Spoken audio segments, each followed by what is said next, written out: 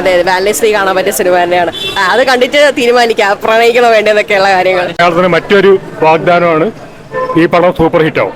ആവശ്യത്തിന്റെ അത്ര വരത്തില്ല, അത് ആവശ്യം വേറെ രീതിയല്ലേ, ഇത് ഫുൾ ടൈം ഉള്ളതുകൊണ്ട്. സിനിമ ചിരിക്കാനുണ്ടോ അതോ ചിരിക്കാണ്ട്. പിന്നെ ഇവരേ ഉള്ളൂല്ലോ, അനശ്വര ഇച്ചിരി ഓവറായിരുന്നു. അമ്പാൻ കൊള്ളാം. ആ പൈങ്കിളി പൈങ്കിളിയായിട്ടൊന്നും ഇല്ല, പക്ഷെ കോമഡി ഉണ്ട്. ആ ചിരിക്കാനൊക്കെ ഉണ്ട്, നല്ല സെറ്റ്. വലിയ താരചാടയൊന്നും ഇല്ലാത്ത മറ്റേ അമ്പാനെയാണ് ആയിട്ടുള്ള ആ പുള്ളിയാണ്.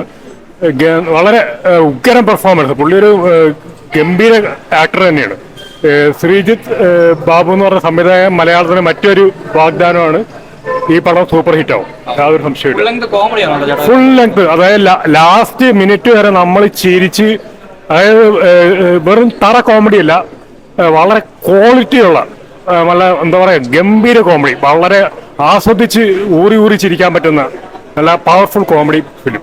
പടം അടിപൊളിയായിട്ടുണ്ട്, നൈസായിട്ടുണ്ട്, എടുത്തു പറയേണ്ട ആവശ്യമില്ല.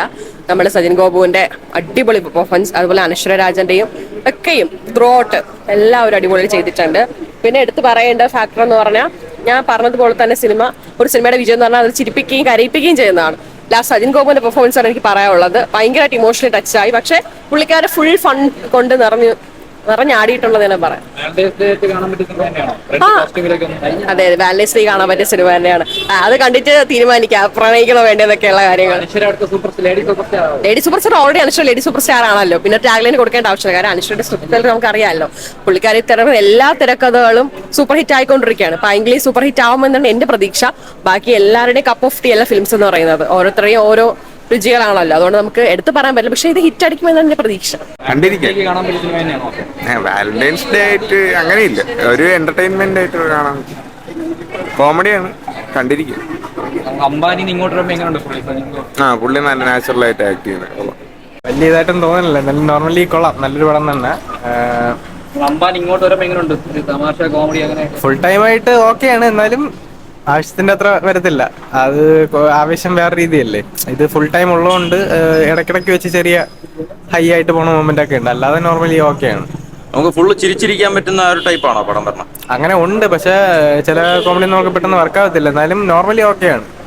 വൺ വാച്ച് മൂവി തന്നെ. എങ്ങനെയുണ്ട് അനശ്വരമായിട്ടുള്ള കോംബോയും കാര്യങ്ങളൊക്കെ എങ്ങനെയുണ്ടാകും? കൊണ്ട് വലിയ ഇതായിട്ട് കൊടുത്തിട്ടില്ല അവരത്, പറഞ്ഞ കഥ പറയണ ഇപ്പൊ, എന്നാലും നോർമലി കൊള്ളാം. എങ്ങനെയുണ്ട്, കോമഡി ആണോ അതോ എന്താണ് സംഭവം പറഞ്ഞത്? കോമഡിയാണ്, ചിലത് വർക്കായി, ചിലത് അങ്ങനെ അത്ര സെറ്റായില്ല, മൊത്തത്തിൽ ഒരു മിക്സഡ് ഇതായിരുന്നു. എങ്ങനെയുണ്ട് അമ്പാന്റെ ഒരു ക്യാരക്ടർ എങ്ങനെ ഉണ്ടായിരുന്നു?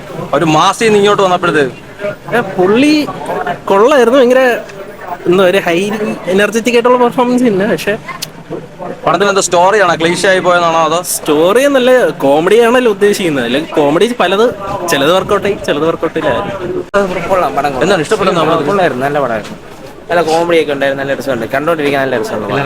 നല്ല അഭിനയമൊക്കെ ഉള്ളായിരുന്നു, ഇപ്പൊ പുതിയ രീതിയിലായിരുന്നു, നല്ല രസമുണ്ട്, കഥയൊക്കെ ഉള്ള നൈസ് പടം. എന്താണ് എടുത്ത് പറയാനുള്ളത്? അമ്പാന്റെ ഈ ഒരു ക്യാരക്ടർ എങ്ങനെ ഉണ്ടായിരുന്നു? ക്യാരക്ടർ നല്ല ക്യാരക്ടറാണ്, കോമഡി ഉണ്ടായിരുന്നു, നല്ല ചിരിക്കാൻ ഉണ്ടായിരുന്നു. അമ്പാൻ നല്ലതായിട്ട് സെക്കൻഡ് ഹാഫ് നൈസ് ആയിരുന്നു. എങ്ങനെയുണ്ട് കോമഡിയും കാര്യങ്ങളൊക്കെ? ചിരിക്കാൻ കുഴപ്പമില്ല, ഓക്കെ.